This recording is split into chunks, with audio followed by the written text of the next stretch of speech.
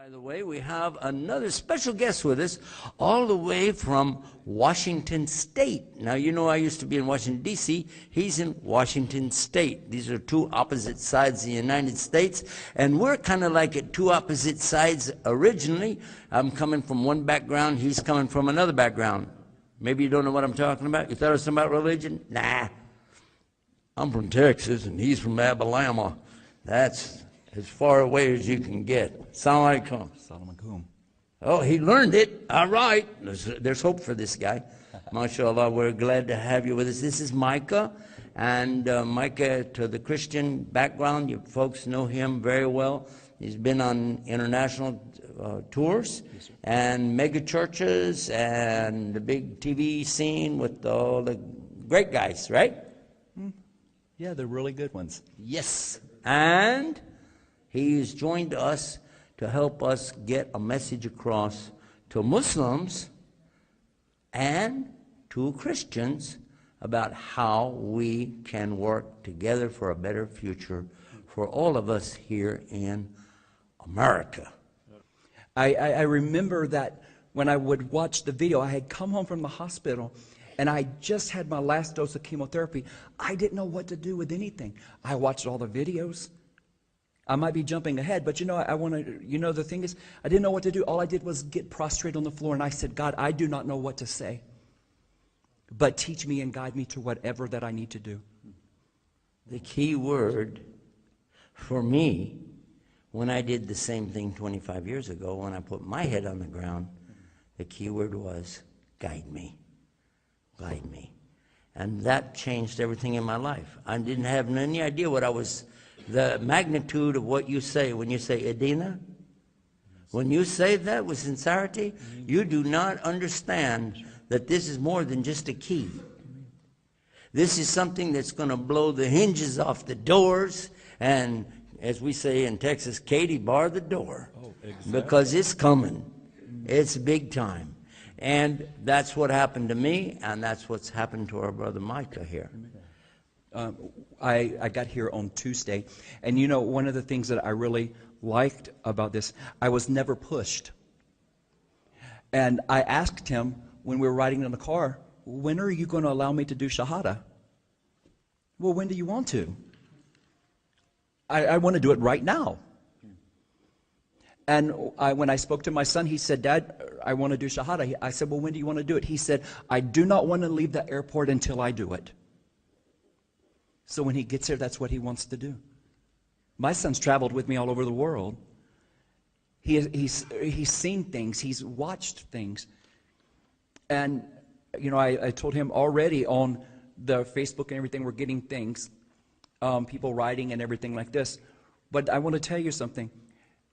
One of the things that I know, coming from a Christian world, I never realized what true forgiveness from God was. Until now. I never understood it until now. Allahu Akbar.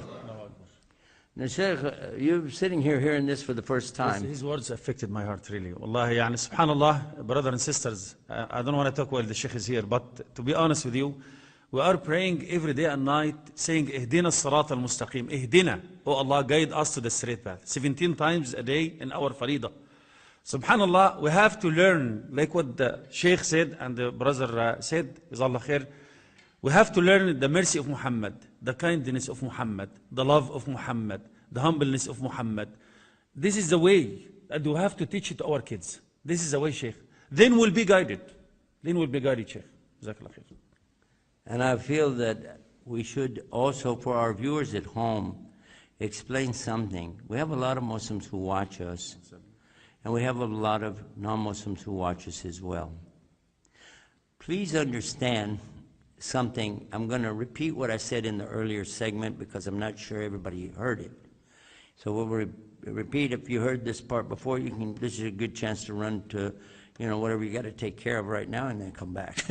But the word Islam does not translate into English language. Many Muslims will say Islam means peace. And I won't deny that it infers that there is something in Islam that will bring peace. but that is not the meaning of the word itself. We never say, Islam alaikum. We would never say that, because it doesn't make any sense. We would say to you, salam, which is from the same root. We would say, ma salama, which is from the same root. Istaslim, salaman, salamu. Many words coming from this same root. But what is this Islam? It's the noun from a verb. The verb is aslama. Aslama is coming from 3 letters في اللغة العربية, in the Arabic language. Sin, lam, mim. And from those 3 come so many hundreds of words, and they're all beautiful. They all have big meaning. But this one word, aslama, in English, you don't have it. You have to have a compound structure to make it. Let me share with you a little of that. The principles, the basis of Islam is coming from aslama, and listen to this. The first part of it is surrender. If you don't want to surrender, just walk on. You're not, okay, you're not with us, okay?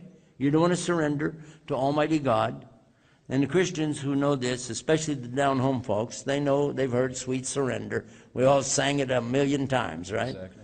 So sweet surrender. That real surrender, though, when you turn everything over to the Lord. You totally and completely say, you know what, I'm giving it all over to the Lord. Second is submission. You submit to the terms, conditions of Almighty God. Third is obedience, to obey the commandments of God. Now check this one out. Here we go. This is a big one. Sincerity.